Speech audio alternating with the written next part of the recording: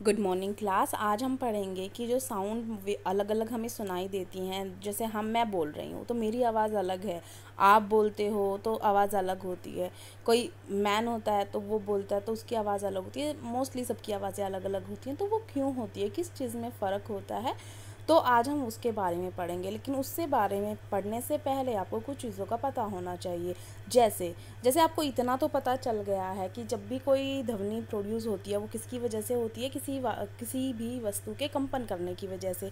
जैसे यहाँ पे इस ग्लास पे एक चम्मच मारी गई और इसके जो गिलास है, ऊपरी सतह जो आपको दिखाई दे रही होगी, वो क्या हो रही है, कंपन की वजह से हिल रही है ना बार बार, तो आपको धूमिल दिखाई दे रही है, अच्छी तरीके से दिखाई नहीं दे रही है।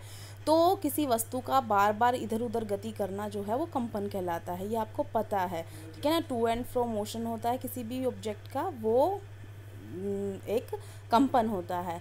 और जो ऐसा कंपन करते हैं वो दोलन गति दिखाते हैं। इसका मतलब मोशन करते हैं, वो मूवमेंट करते हैं। उस मूवमेंट को हम क्या बोलते हैं, दोलन गति, क्योंकि ग्लास मूव कर रहा है, अपनी जगह पे ही कर रहा है बट मूव कर रहा है, तो दोलन गति कहेंगे। और इंग्लिश में ऐसे मोशन को क्या बोलते हैं हम, ऑसिलेटरी मोशन। कौन सा मोशन, ऑसिलेटरी मोशन, ठीक है ना।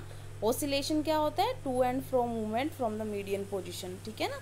तो ये ऑसिलेटरी मोशन होता है जिसे हम दोलन गति कहते हैं, ठीक है। अब दोलन गति से पहले आपको और भी चीज़ें का पता होना चाहिए। देखो, सबसे पहले आवृत्ति।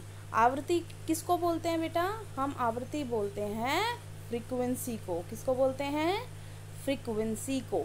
आवृत्ति क्या मतलब होता है आवृत्ति का, जैसे कई बार कोई मेहमान बहुत बार आता है तो ये बोलते हैं ना कि यार इस मेहमान की ना फ्रीक्वेंसी बहुत ज़्यादा है। तो फ्रीक्वेंसी मतलब वो आने का, उसका बार बार जो ना बहुत जल्दी जल्दी आता है।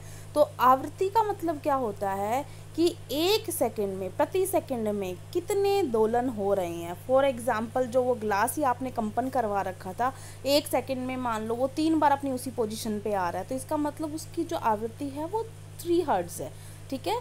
तो इसका मतलब क्या है, प्रति सेकंड होने वाले दोलनों की संख्या को दोलन की आवृत्ति कहते हैं। नंबर ऑफ ऑसिलेशन अकरिंग पर सेकंड इज कॉल्ड फ्रीक्वेंसी। क्या बोला मैंने, नंबर ऑफ ऑसिलेशन पर सेकंड जो होता है उसको बोलते हैं हम फ्रीक्वेंसी। तो अगर मैं यहाँ पे टाइम टेकन लिख दूँ तो ये फ्रीक्वेंसी का फॉर्मूला हो जाएगा कि नहीं हो जाएगा, फ्रीक्वेंसी का फॉर्मूला हो जाएगा ना ये। तो आवृत्ति का फॉर्मूला क्या हुआ, दोलनों की संख्या बटे में कुल समय लिया गया। तो आपको मैं अगर दूं दोलनों की संख्या, ये मैंने दोलन की आवृत्ति का फॉर्मूला लिखना है, ठीक है ना। तो दोलनों की आवृत्ति का फॉर्मूला कैसे होगा, कुल दोलन और फिर उन दोलनों में लिया गया समय कुल। तो जब हम ऐसे करेंगे तो हमें दोलनों की संख्या प्रति सेकंड में मिल जाएगी, तो वो उसकी क्या हो जाएगी, वो आवृत्ति हो जाएगी। और आवृत्ति को हम किस यूनिट में लिखते हैं, हर्ट्ज़ में। क्या यूनिट होती है आवृत्ति की, हर्ट्ज़ होती है। फ्रीक्वेंसी हर्ट्ज़ होती है। तो एक हर्ट्ज़ कोई आपसे पूछे तो एक हर्ट्ज़ कितना होता है, अब एक हर्ट्ज़ कब होगा, जब आप दोनों चीज़ें एक कर दोगे कि एक दोलन एक सेकंड में हो रहा है, तो एक हर्ट्ज़ आवृत्ति एक दोलन प्रति सेकंड के बराबर होती है। अब इसने क्वेश्चन पूछा है, यदि कोई वस्तु एक सेकंड में 20 दोलन पूरे करती है तो इसकी आवृत्ति क्या होगी। तो मैंने बोला था आवृत्ति को आप लिख लो, आवृत्ति मतलब फ्रीक्वेंसी इज इक्वल टू, उसने बोला 20 दोलन लिए गए, 20 दोलन, कुल दोलन कितने 20, कितने सेकंड में पूरे गए, एक सेकंड में। तो ये तो क्या आ गया, ये तो 20 हर्ट्ज़ आ गया। ये बात समझ में आ गई। इसका मतलब आवृत्ति क्या होती है, फ्रीक्वेंसी क्या होती है कि प्रति सेकंड में दोलनों की संख्या कितनी है, number of oscillation taking place in 1 second, ठीक है ना। इतना समझ में आ गया। उसके बाद आते हैं हम क्या, हम आते हैं कि ध्वनि जो है हमें अलग अलग सुनाई दे रही है, ये क्यों सुनाई दे रही है। तो ध्वनि जो होती है बेटा, उसके 2 मेन गुण होते हैं, एक होता है प्रबलता और एक होता है तारतव। प्रबलता को बोलते हैं बेटा इंग्लिश में हम लाउडनेस,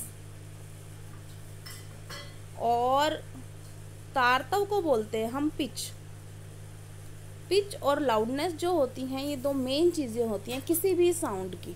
तो किसकी पिच ज़्यादा है, किसकी लाउडनेस ज़्यादा है, ये हम अभी इसी टॉपिक में पढ़ेंगे।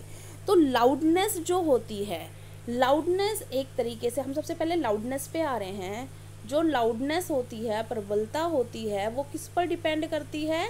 वो लाउडनेस जो होती है डायरेक्टली प्रोपोर्शनल होती है आयाम के स्क्वायर पे।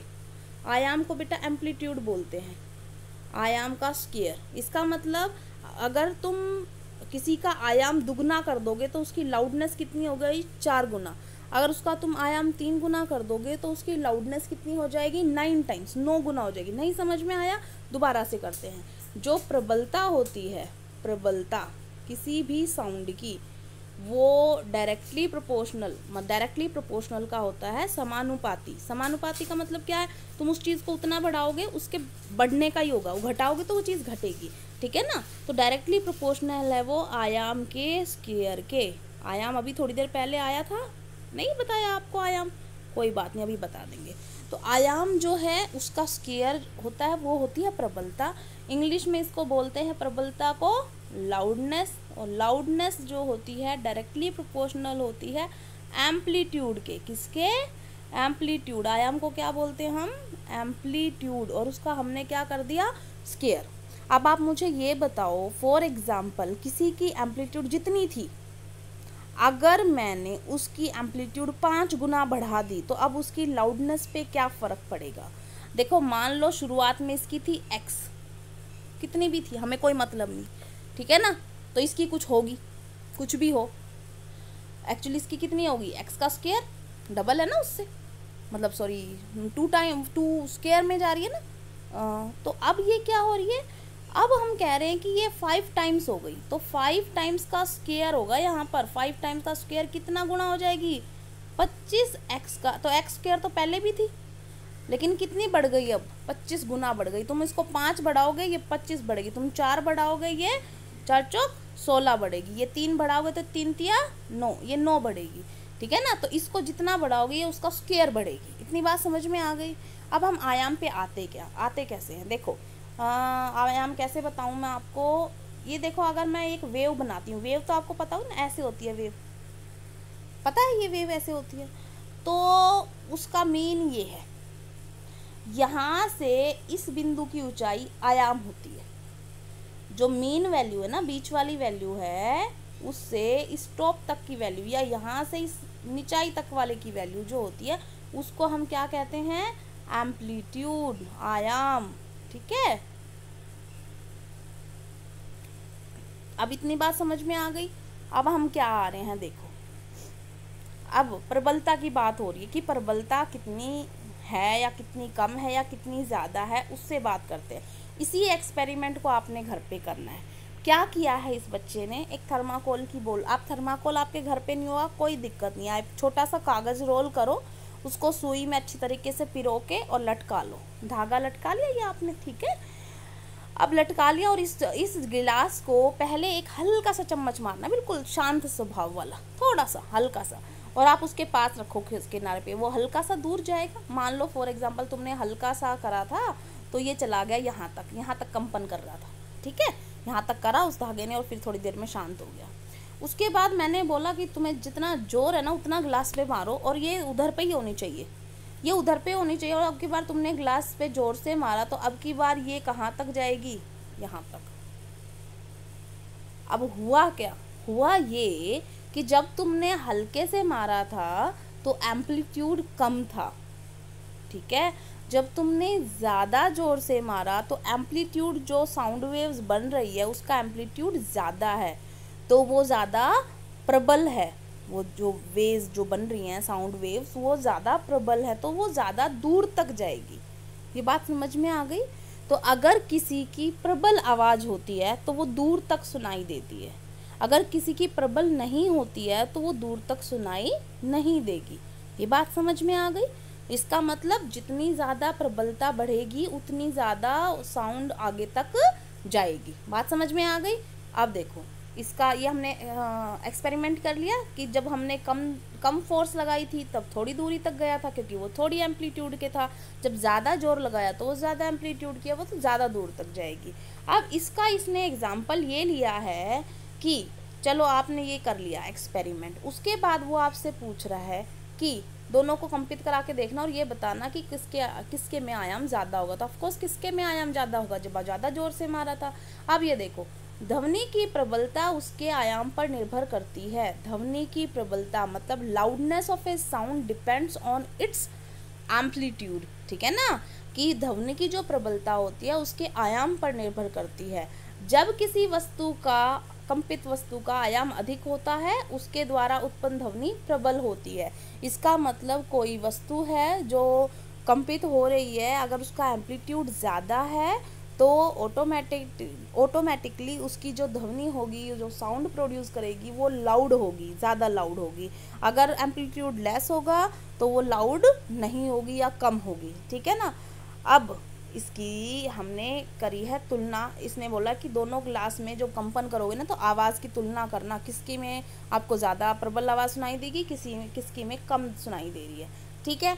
इसके बाद हम आते हैं बेटा, ये ध्वनि की प्रबलता का अनुपात दिखा रखा है। जो ध्वनि की प्रबलता होती है, ये ध्वनि की प्रबलता जो होती है, ये मैंने बताया था आपके आयाम के वर्ग के समानुपाती है, बताया था ना ये आपको, अभी थोड़ी देर पहले बताया था कि प्रबलता है डायरेक्टली प्रोपोर्शनल होती है आयाम स्क्वायर के, loudness is directly proportional to the square of the amplitude, बताया था ये। तो आयाम के वर्ग के समानुपाती है। तो उदाहरण के लिए यदि आयाम दुगुना कर दिया जाए तो प्रबलता कितनी हो जाएगी, 4 गुना बढ़ जाएगी। और प्रबलता की यूनिट जो होती है वो डेसिबल होती है, जिसको हम स्मॉल डी कैपिटल बी ऐसे लिखते हैं, ठीक है ना, डेसिबल।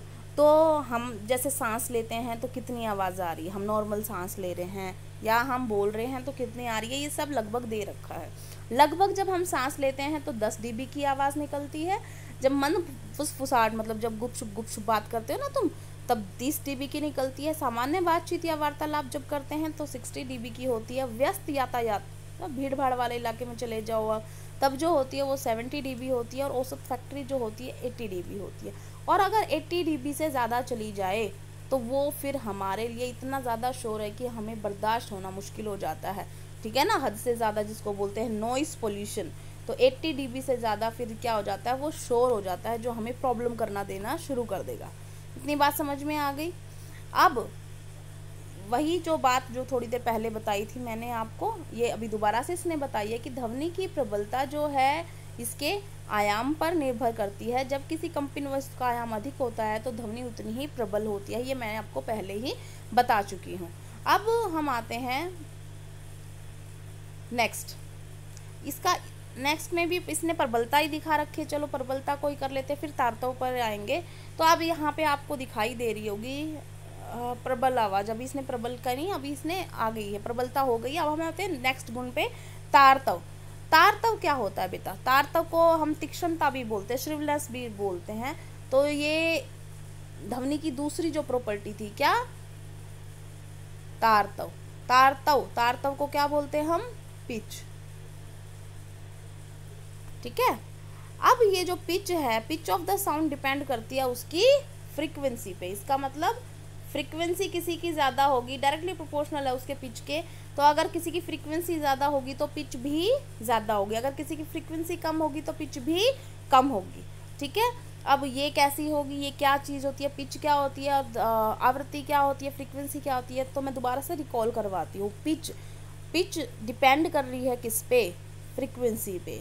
जैसे लाउडनेस डिपेंड किस पे कर रही थी, स्क्वायर ऑफ एम्पलीट्यूड पे, वैसे ही पिच किस पे डिपेंड करती है, पिच डिपेंड करती है उसके, किस पे डिपेंड कर रही है, फ्रीक्वेंसी पे, ठीक है ना। तो अगर किसी की फ्रीक्वेंसी ज़्यादा होगी तो पिच भी ज़्यादा होगी, अगर किसी की फ्रीक्वेंसी कम होगी तो पिच भी कम होगी। इतनी बात समझ में आ गई। तो एक तरीके से इसको डायरेक्टली प्रोपोर्शनल लगा लो, ठीक है, डायरेक्टली प्रोपोर्शनल है। पिच को हिंदी में क्या बोलते हैं हम, तारतव, या तीखापन भी बोल सकते हैं, तीक्ष्णता जिसको बोलते हैं, ठीक है ना।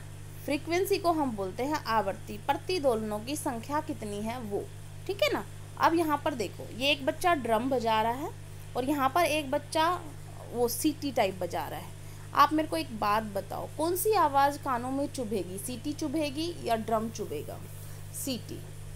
बहुत आवाज़ होती है ना अजीब सी, टी आवाज़, तो चुभती है वो आवाज़। तो इसका मतलब यहाँ पर क्या चीज़ ज़्यादा है, इसकी पिच जो होती है सीटी वाले की पिच ज़्यादा है, इसकी पिच कम है। जो बजा रहा है ना, टम्बलर बजा रहा है, जो ड्रम बजा, उसकी कम है।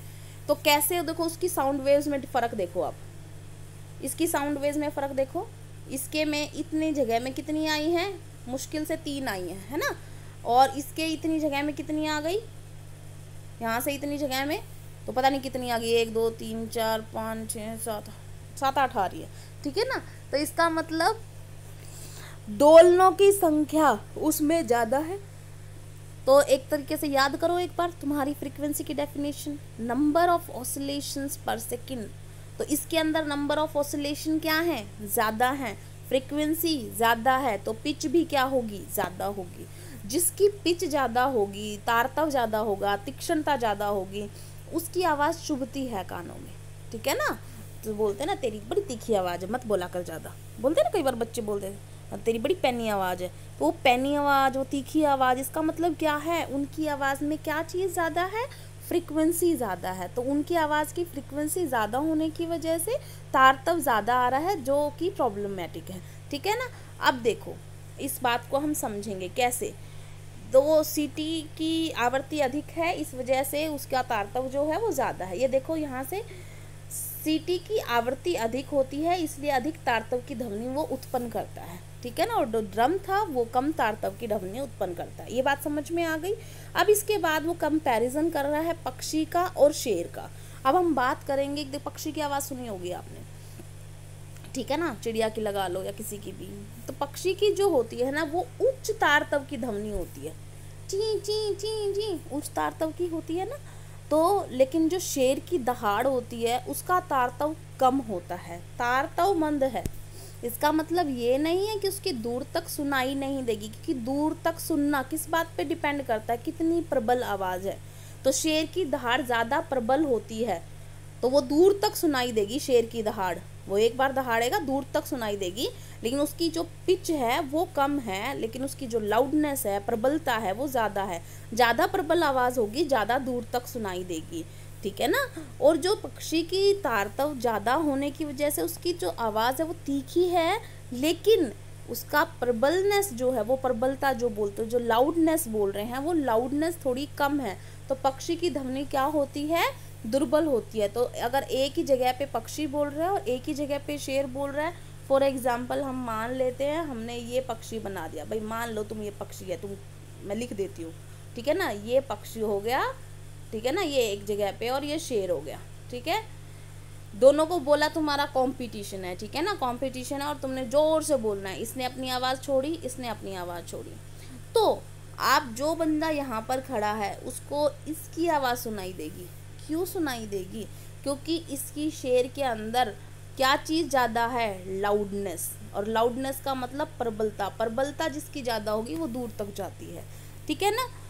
हाँ, और अगर तारतव ज़्यादा है तो इसका मतलब क्या है, तारतव ज़्यादा होने की वजह से जो आवाज़ है, कितना तीखापन है, ठीक है ना, इस वजह से कितनी तीखी आवाज़ है, कितनी मोटी आवाज़ है, उस हिसाब से। तो तीखी आवाज़ है तो वो पक्षी की है।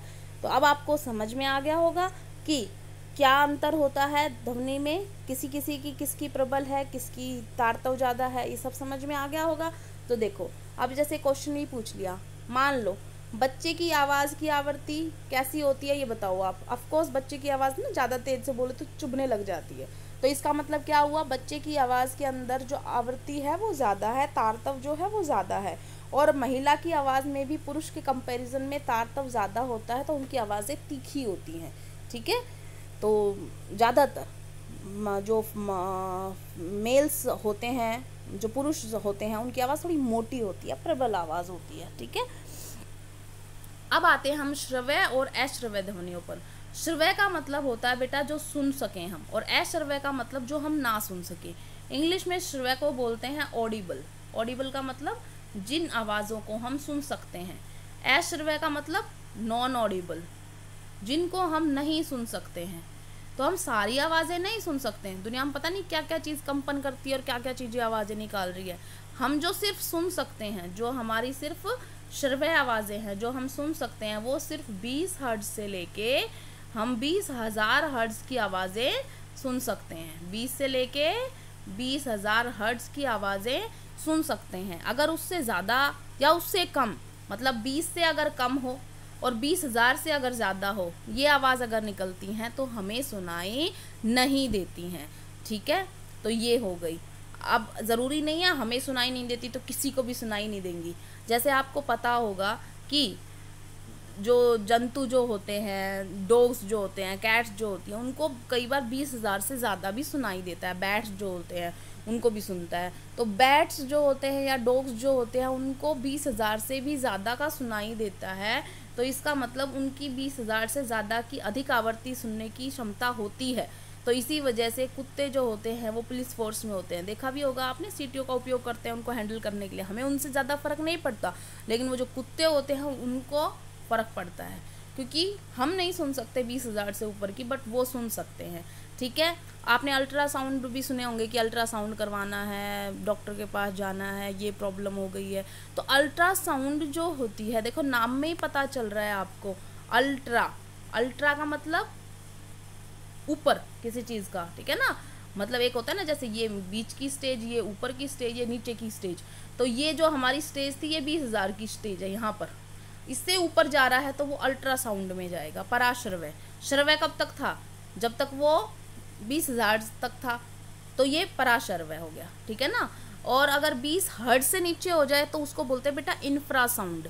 क्या बोलते हैं? इंफ्रासाउंड। ठीक है, हमने यहाँ पे कौन सा बात किया है? अल्ट्रासाउंड की। तो 20,000 हर्ट्ज से ऊपर जो होती हैं उन ऐसी ध्वनियों को यूज़ करते हैं। तो ऐसी मेडिकल क्षेत्र में बहुत इस्तेमाल होता है, तो उनको हम बोलते हैं अल्ट्रासाउंड, मतलब पराश्रव्य ध्वनि। ठीक है ना, जो बहुत सारे उपकरणों में इस्तेमाल करते हैं और मेडिकल वाले लोग बहुत इस्तेमाल करते हैं उसको, अलग अलग बीमारियां भी पता करते हैं। तो आज हमने बहुत अच्छी चीज़ें पढ़ी हैं। एक बार मैं दोबारा से रिकॉल कर रही हूँ, हमने क्या पढ़ा है? हमने ये पढ़ा है कि ध्वनि जो होती है उसके अंदर जब भी कंपन होता है किसी वस्तु में तभी उत्पन्न होती है। कंपन जो होता है वो एक तरीके से दोलन कर रही होती है कोई चीज़, उस वजह से होता है, ऑसिलेशन कर रही होती है। और ऑसिलेशन कितने होते हैं 1 प्रति सेकंड में, उसको फ्रीक्वेंसी बोलते हैं। फ्रीक्वेंसी जो होती है किसी भी साउंड की, पिच डिसाइड करती है। एम्पलीट्यूड होता है किसी भी साउंड का, लाउडनेस, प्रबलता डिसाइड करती है। और हम जो सुन सकते हैं वो 20 हर्ट्ज से लेके 20,000 हर्ट्ज तक की सुन सकते हैं, उससे ऊपर की हम नहीं सुन सकते हैं। तो 20,000 से ऊपर वाली को हम बोलते हैं अल्ट्रासाउंड और 20 हर्ट्ज से नीचे वाली को बोलते हैं हम इंफ्रासाउंड। तो आज के लिए बहुत हो गया क्लास। Thank you class.